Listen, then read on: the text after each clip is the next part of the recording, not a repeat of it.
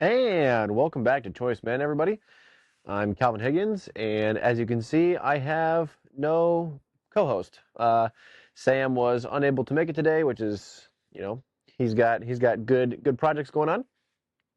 It's very good. Um, so yeah, Sam was not able to be here, and I'm going on vacation next week, and so I figured, you know what, we might as well try to get some kind of content in.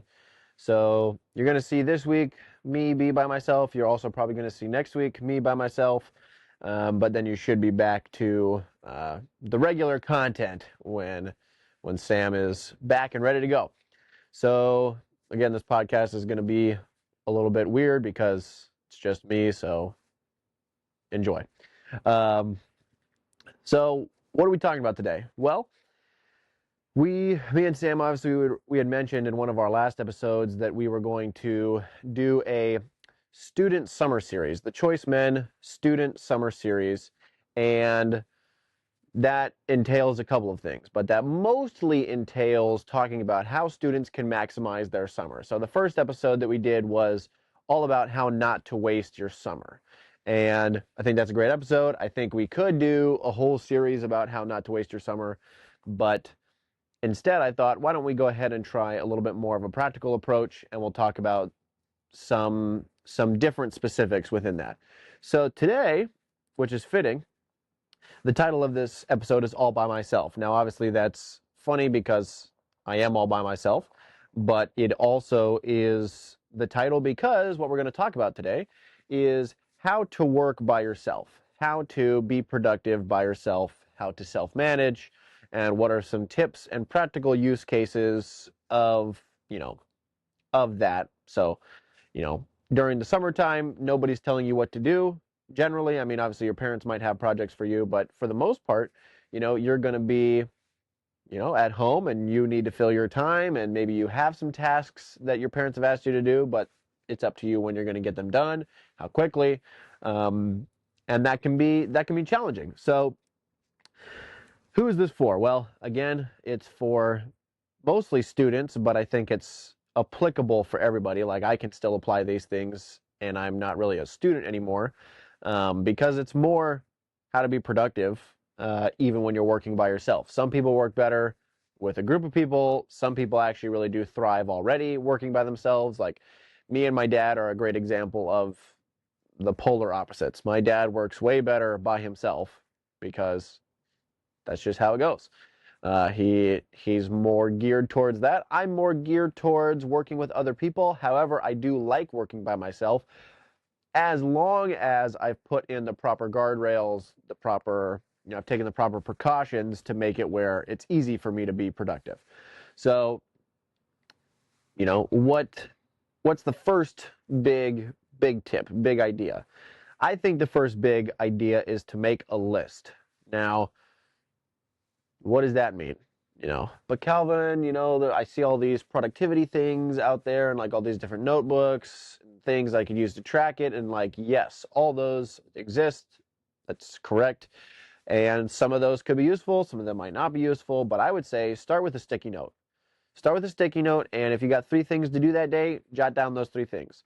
So during the summertime, obviously it's not homework, but in the summer, let's say you need to read your Bible, you need to mow the lawn, and you need to wash your dad's car.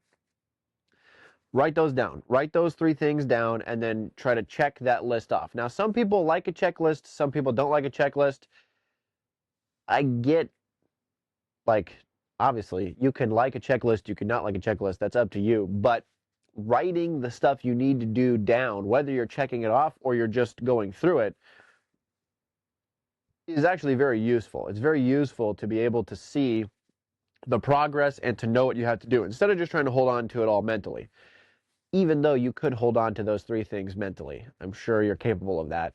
I still think that it's a helpful, motivating piece to see it written down because it's kind of like some accountability. You write that down, that means prior you, a few hours ago said, this is what I need to do. And then if you don't do that, that's you a few hours later going, I don't care what this guy had to say. Instead, you write it down, you complete those things, you feel good about that because then you said, here's what I'm going to do. You made that promise to yourself, and then you completed it. So you can start with just a sticky note, writing those things down. If you want to go a little bit further, if it's a big sticky note, you can break down those 3 things into smaller tasks. So, if you need to read your Bible, then break down reading your Bible a little bit more. So at 8 o'clock in the morning, I'm going to read my Bible for 30 minutes. Okay, so you put down that little time block. So from 8 to 8:30, I'm going to read my Bible. Then from 9 to 10:45, I'm going to mow the lawn. You write that down. And then for washing the car, maybe you need to do a little prep work. So maybe you need to go get the soapy bucket ready. So you say, go get soapy water at, I don't know, 12. And then at 12:15, start washing the car. And then at 1 o'clock, dry the car. So like you can get as detailed as you want to, but at that point, it's a little harder to follow. So, you can allot times to that. You can break that down into smaller tasks. So like if it's clean your room and that's your job for the whole day, is you're going to clean your room. You're going to get it back to tip-top shape. Okay, at 10 a.m. I'm going to start, and I'm going to start by making my bed. And then at 10:15, I'm going to start pulling all my clothes and drawers out of my dresser, put that on the bed, start organizing them, start folding them, putting those away. Then at 11:15, I'm going to organize my bookcases. So you pull the books off, you start putting them back up in the correct order. Things like that, right? So you can break each idea, each concept, each big task down into smaller ideas. So like the genus and the species. There are tools. There are lots of tools. You could put it in a phone app. You could put it on a 3x5 card. You could put it on your iPad. You could write it on, if you guys have a whiteboard, right? So you can write it pretty much anywhere. You could write it on your hand if your parents let you write things on your hand. You could try that. But write it down. Like write it somewhere, put it down, and then you don't have to remember it. So if that's a problem for you, if what you say to your parents a lot is, oh, I forgot. Well, first of all, being forgetful is not being respectful. So you are sinning if you're forgetting consistently over and over. You're not making it a big deal. So if your parents ask you, hey, clean your room, and you go, I forgot to clean my room. Okay, well, that's your problem. So write down that you're going to clean your room and then clean your room. So again, that's tip number 1, write things down. Tip number 2. Now this one is going to seem a little bit like it might not make sense right away. Because why would it? I'm doing a solo podcast. I don't have somebody here to tell me if it works or not. So number 2 is get accountability. Now this can be anybody. This could be your mom, your dad, your brother, your sister, your grandma, your grandpa, your friend. It really could be anybody. And you might be wondering, get accountability, but doesn't that mean I'm not working by myself then? No, you're still doing all your stuff by yourself, but you're getting the accountability from somebody else who could ask you, hey, did you get that thing done? And the smallest form of accountability is to write it down, because that's self-accountability, and I think that works. But, I actually can't remember how long that was, but for a while I was trying to do a thing where I copied this guy named Jocko. Jocko wakes up he's a ex-Navy SEAL. He wakes up at like 4:30 in the morning, and he always takes a picture of his watch or his phone or whatever to show what time it is. And I was having problems waking up. I still have problems waking up. But at that time, I was like, all right, here's how we're going to attack this. I'm going to wake up, I'm going to take a picture, and I'm going to post it on Twitter. Now, here's the thing. I had like 20 people following me on Twitter at that point. I think maybe I have like 22 now. So not very many, but it was like, I'm putting this out in the public as accountability. Like, hey, I was supposed to wake up at 5 this morning, and I woke up at 6:15. Well, that hurts a little bit that I have to put that on social media.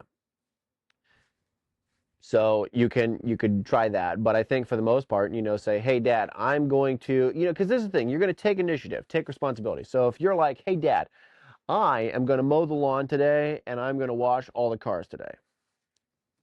I need you to hold me accountable to that. Okay. Dad says, great. Sounds like an awesome idea, son. Thank you for doing that. You go, great. You run off, you start playing video games. I don't know. And your dad comes out and's like, hey, what are you doing here? You're not, thought you were going to clean, thought you were going to clean the, you know, clean the cars, mow the lawn. Well, yeah, I don't know. See, this is the thing. Your dad is there now as your accountability partner saying, well, you need to do that. So you can still take the initiative. That's still the solo work. You come up with what you need to do. You come up with a list of things, and then you tell your dad, you tell your mom, hey, mom, I am going to clean the kitchen today. And then you clean the kitchen. Your mom doesn't have to hassle you or anything. Or if you're not cleaning the kitchen and your mom sees that, then she can be like, hey, I thought you were going to clean the kitchen. And then that's holding you accountable to your list. So make the list, get accountability. Those are the first two. The third tip is to set timers. Now, this one, you really don't understand how powerful setting timers is until you've set timers. And I know this for a fact because I've done this. So there's this idea, there's this trend, but it works. And the trend is to set a timer for 25 minutes, work on your task for 25 minutes, then take a break for 5 minutes, do something, run around, do something else for 5 minutes, then come back, set the 25-minute timer again, and keep going. And you just do that your whole day. You know why that works? Is because all of a sudden now everything's a competition inside of your head. So inside of your head, you're going, I have 25 minutes to get this entire project done. Oh no. Instead of going, oh, I'll get it done today. No. It's like, I have to get this done in 25 minutes. You're not going to get it done in the first 25-minute timer, most likely. So like if it's a 3-hour thing, you're going to set a lot of 25-minute timers. But you're going to come back motivated every time because you're trying to beat the clock. And beating the clock at 25 minutes is easier than setting like a 3-hour timer and being like, oh, eventually I'll get to it. 25-minute timer applies the pressure on you immediately to, work hard, get your stuff done. And that, I think that's a great system. So maybe you don't need, it could be more than 25 minutes for sure, but it doesn't need to be more than 25 minutes. So it could be 30, it could be 15, it could be 20.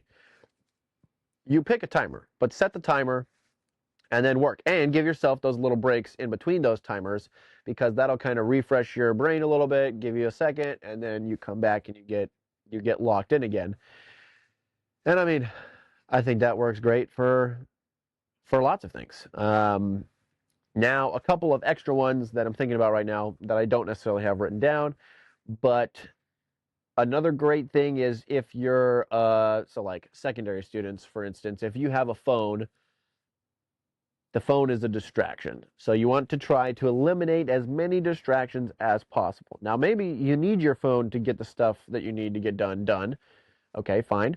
So how can you eliminate tools? Well, you could delete all your social media. You could delete all the email apps and everything that notifies you about things. But,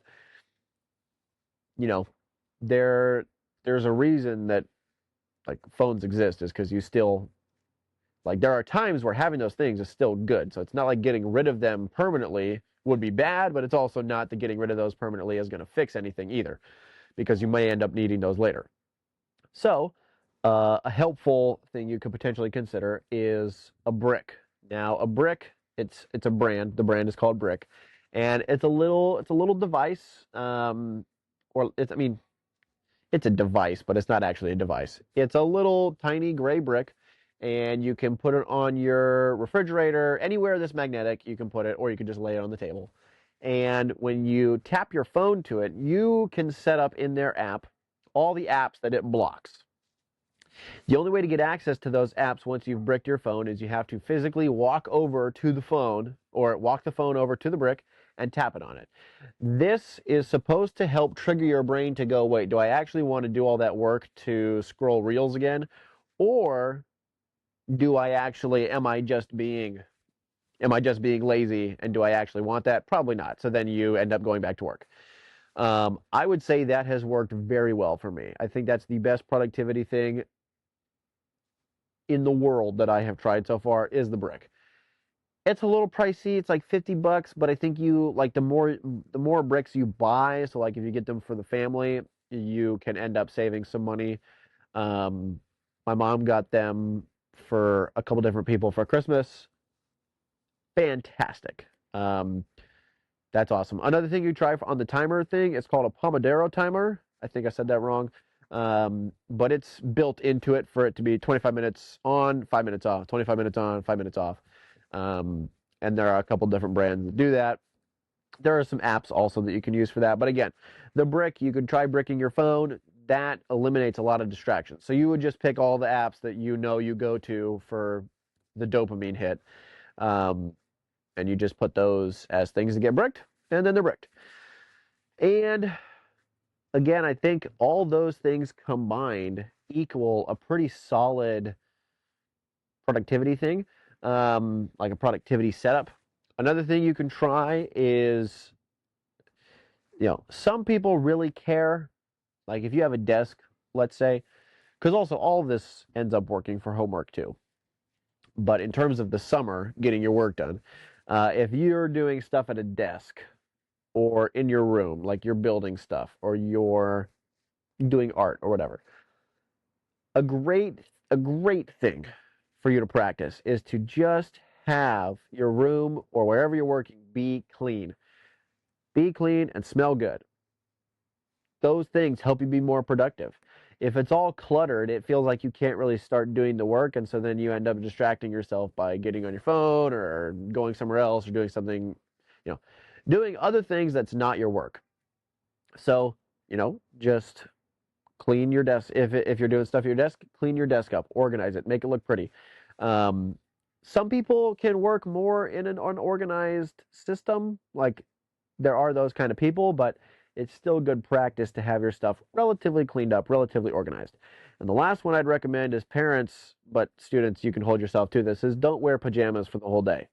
So if you were to take the same day, you got the same amount of tasks, same everything, and you have a day where you wear pajamas the whole day, or you have a day where you actually get up and you put clothes on every morning, like when you go to school, because we have a uniform, one of those is definitely going to help you a lot more. And it is definitely not wearing pajamas. Wearing pajamas keeps you in the state of like, I'll get to it eventually.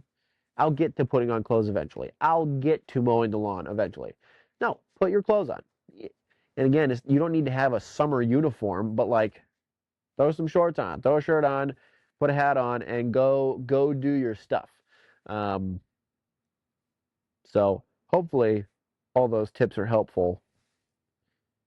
They've been helpful to me at least to practice those things in my life. So Sam's not here, but I am a dad, and so I'm going to give you some dad advice. Dads, you should be a great accountability partner for your kids, and you should also be able to show your kids that you have accountability somewhere outside of yourself. So that could look like whatever, right? But it's a really good idea to be present enough for your kids where they could be like, hey, who'd be a good accountability partner is my dad, right? Boys and girls, being able to have a dad who can be their accountability partner, that's awesome. But you can also lead by example by showing your kids that you have accountability. You're being held accountable in your various parts of life. So again, from the top. In fact, I'll even go to the top of my stuff. Make a list, get accountability, set a timer, brick your phone if the budget allows to get that. Um, Clean your space up, make the space you're working in nice and organized and clean. Don't wear pajamas. And dads, be good accountability partners. That's it for this episode of Choice Man, everybody. Thank you for listening, and we'll catch you guys next time. Peace.